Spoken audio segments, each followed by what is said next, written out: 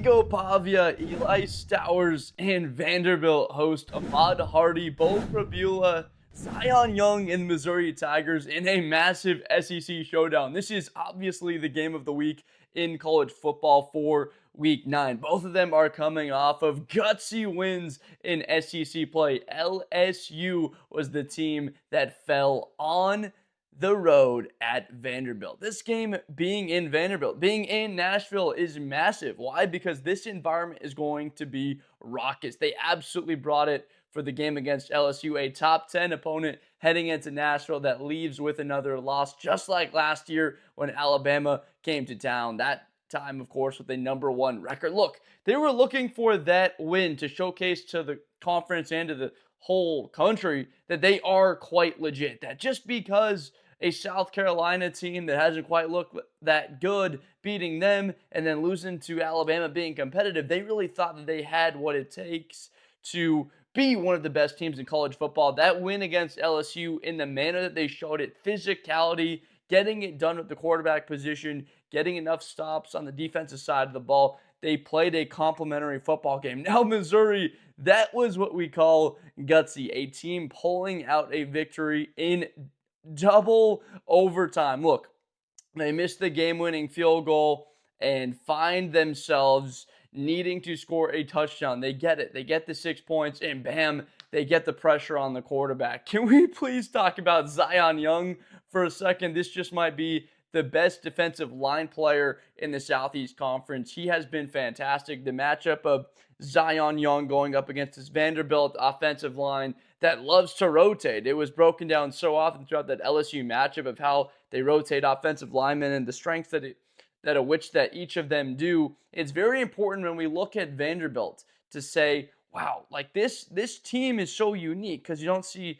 a lot of teams in college football implement that style of offensive line play, but it does make sense because they're so oriented around what their theme is going into that game. Like, it's going to be the Diego Pavia show. He hits his little Heisman pose, showing everybody in college football that he thinks he's the best guy in the country. And look, do we care that he's 5'10" or 6 feet tall? It doesn't matter. Do we care that he's quote unquote not as talented as a Garrett Musmeyer throwing the football? It does not matter. He comes out and plays and performs to the highest level. He's so much fun to watch, and the fact that you get to see him go against Beau Pribula. Now, here's the guy in Beau Pribula that wasn't wanted in Penn State. Look at how that's turned out for him. He comes into Missouri. They have open arms for him. He wins that starting job, and he has been nothing but phenomenal. The dual threat quarterback. This is going to be one of those games where you look at these two quarterbacks. It's like, which guy can make more plays than the other,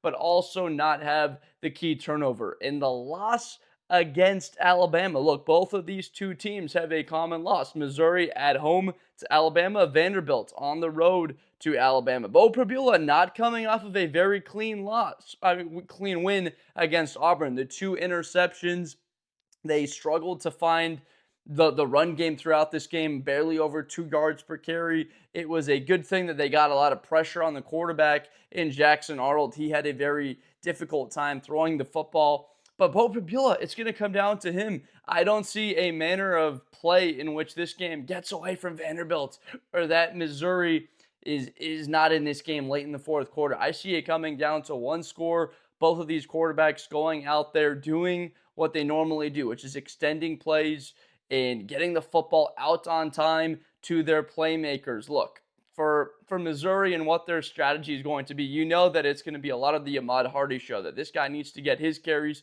He got 24 carries despite a lack of success against Auburn on the ground. They continue to stay with it. 24 carries. Beau Pribula adds another 16 of that. He gets a touchdown. Hardy with 2 more touchdowns on the season.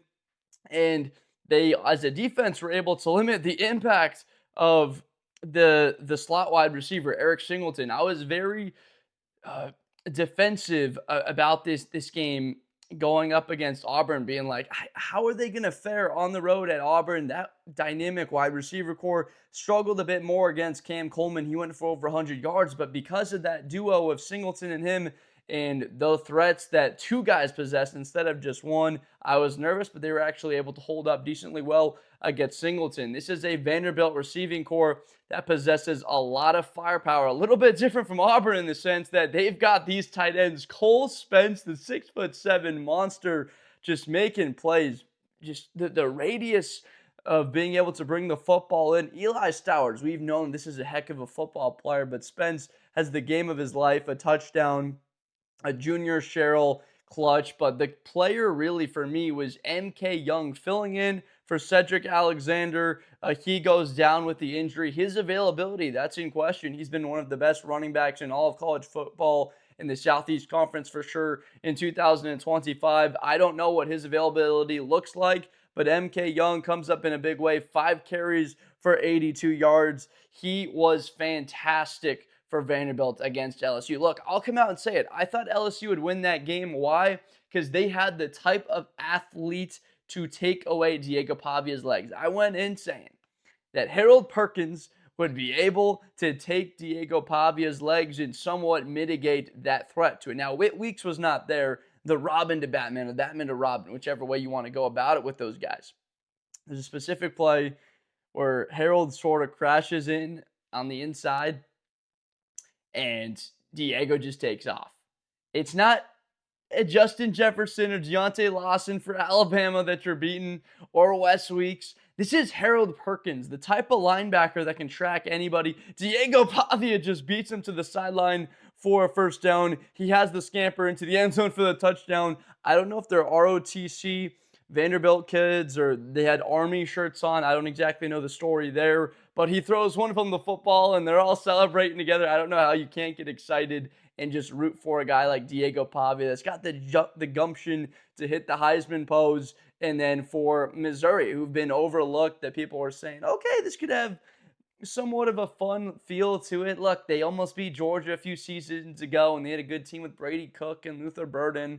And last year, they were decent. But this year, this Missouri team, it's their opportunity. We talked about their defensive line. They have to get heat on Pavia early in this game. I'm looking at you, number 8 and number 9, Zion Young and Damon Wilson, the best pair of edge players in the SEC. I kind of liken these guys to what Jalen Walker and Michael Williams were for Georgia a season ago. They can have that exact same type of impact in the run game, getting after the quarterback. Pavia is going to have his hands full. I'm expecting 4 or 5 sacks on the day because of that backyard style of football that he plays. It will be tricky for him to have time and just sit back and let those routes develop over the middle of the field. So we'll see him immediately take off. First read, second read, it's not there. Go out, go get your 5-6 yards if you can, because coming off the edge will be a screaming number 8 or number 9. There's Chris McClellan in the middle of that defense for Missouri. This is a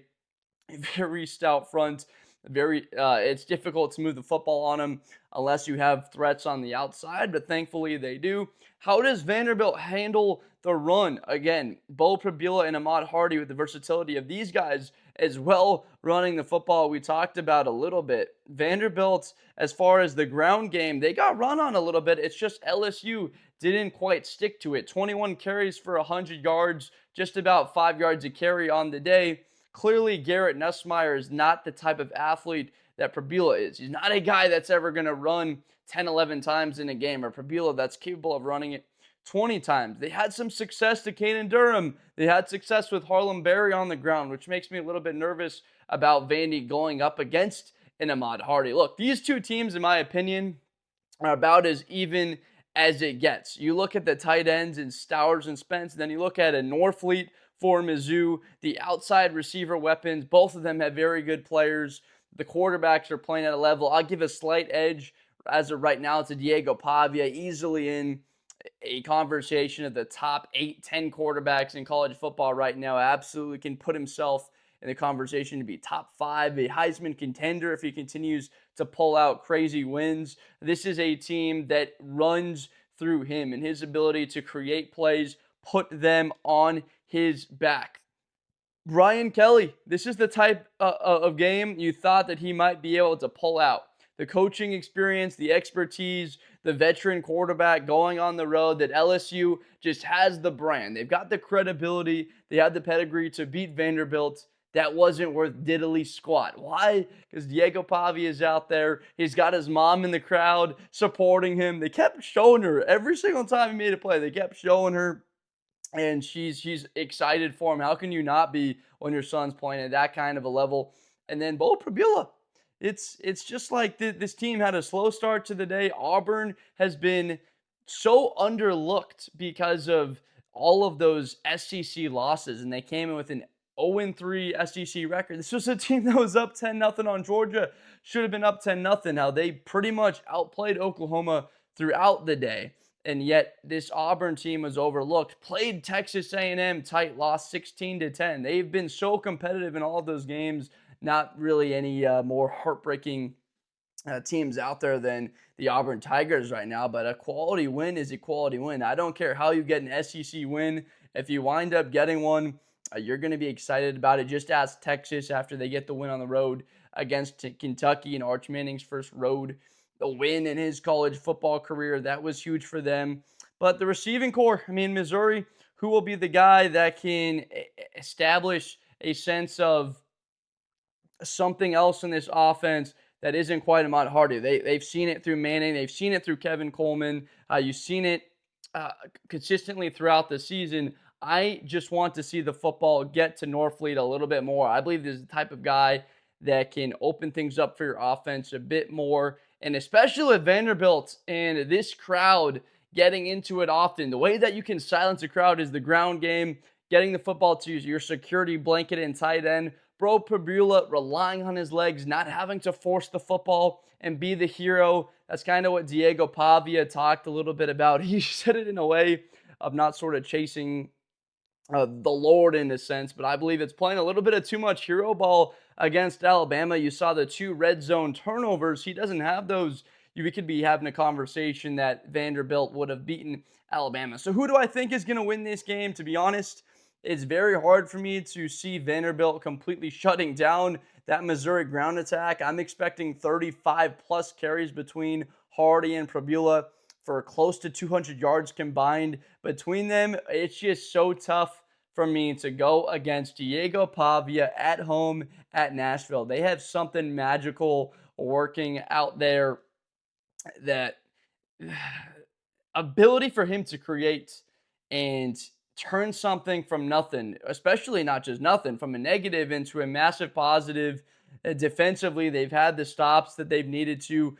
I think that Nussmeier had 2 opportunities in that game, down by 7 points, to get down there and tied, and the defense also showed that they can get stops. That's huge for you. Miles Capers getting after the quarterback. If you're Missouri, you have to handle that. I think that Vanderbilt wins this game because they have the better quarterback. They have the home field advantage. That's worth 3 points. I think that Missouri winds up losing by 3 on the road, and that Vandy gets the win 30-27. This is going to be a great football game. So excited for it.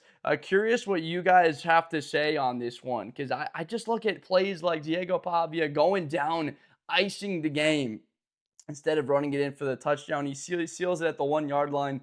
How many guys would be selfish and run that thing in? Beau Pribula, I would not doubt it, though. He comes up and pulls an upset. I'm rooting for both of them to play well and hope it's an awesome game to watch. Let me know down below in the comments what you think of my 30-27 Vanderbilt wins prediction at home. They improved to 7-1 on the season. Do you think I'm right? Do you think I'm wrong? Want to hear from you guys in the future. I make Blitz with Blender NFL and college content every day. Thank you so much for watching. Please subscribe for more Blitz with Blender content in the future, and I will see you next time. Thank you. Best player in college football. That Georgia and Ohio State game, New Year's Eve, is going to be a classic. Josh Blender. Hi, everybody. I'm Josh Blender. To the 40, 30.